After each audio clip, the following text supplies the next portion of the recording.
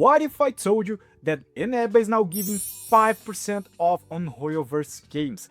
Yes, so if you want to get Nicole or is already start saving for Lohan, use the links down below to get the amazing prices of ENEBA. Noble Knights, today Genshin came with 3 bombs. A new Chronicled Banner, a huge controversy with Sandrone and the damage of Stellar Conduct finally been revealed, and Sandrone that may have been disappointing a lot of people in the global community. So let's check everything out. Starting with some more than wonderful news, the information about the new Chronicled Banner coming soon. But wait, you might be thinking, why would this be such a good news? And I will tell you why. In this banner, you will be able to get the strongest character in the game. So I mean Mavuika? No, even better, Chi-Chi! And I'm not even joking, look at my Stella Fortunas here. All thanks to that cursed character. Oh, God help me. But jokes aside, in this banner you will be able to get characters that will be buffed by Stellar Conduct, like Wriothesley, Yae Miko, Cyno, and Chi-Chi, hey. But there's still one catch here.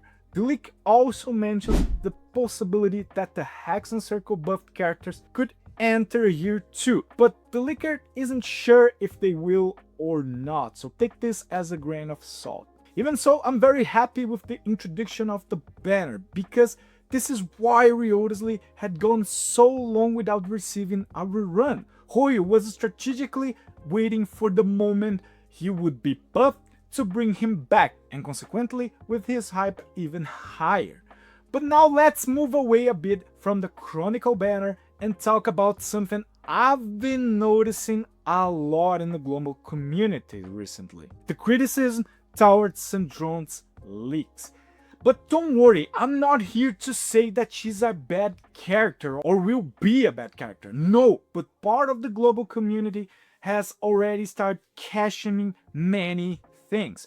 And for example, Sandrone overheats very quickly during her Neuvillette style of attack. In other words, her elemental attack doesn't last very long, and when it stops, she starts shooting pew pew pew, some extremely weak ice fragments that look like Hydro Traveler's elemental skill. Yeah, a bit of disappointing here, but other comments also pointed out that her gameplay looks boring. And you know what is worse?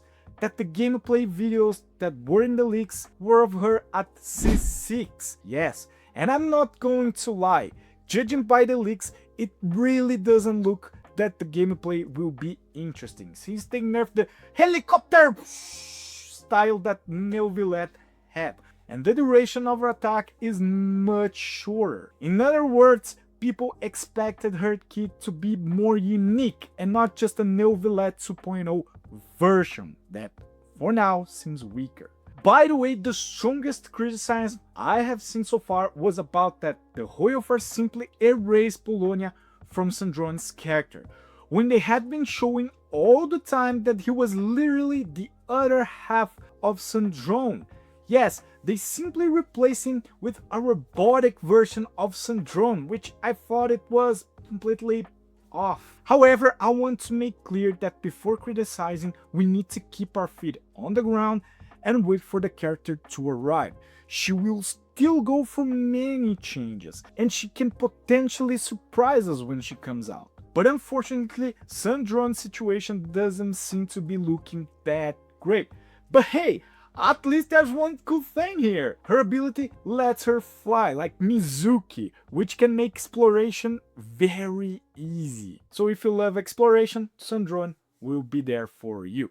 But comment down below, what's your opinion about this? The same as the global community, or you have a different opinion?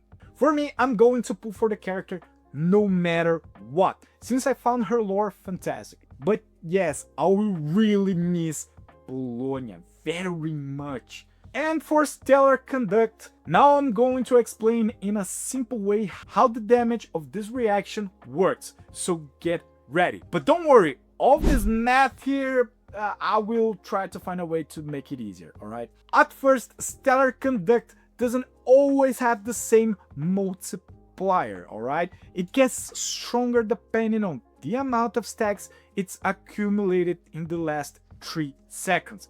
Why did I say 3 and made 2 with no, I'm sorry guys, it was supposed to be this. In other words, every 3 seconds the game checks how many cryo and electro hits happen. So if there were only a few hits, the damage stays lower, but if the team manages to land several cryo and electro hits quickly, the reaction accumulates more stacks, increasing both the base multiplier and the damage bonus. I tried to explain in the easiest and the best way possible without turning into a NASA math class, alright? So don't judge me. But that was it. A big hug, and I see you next time, Noble Knights. God bless you all.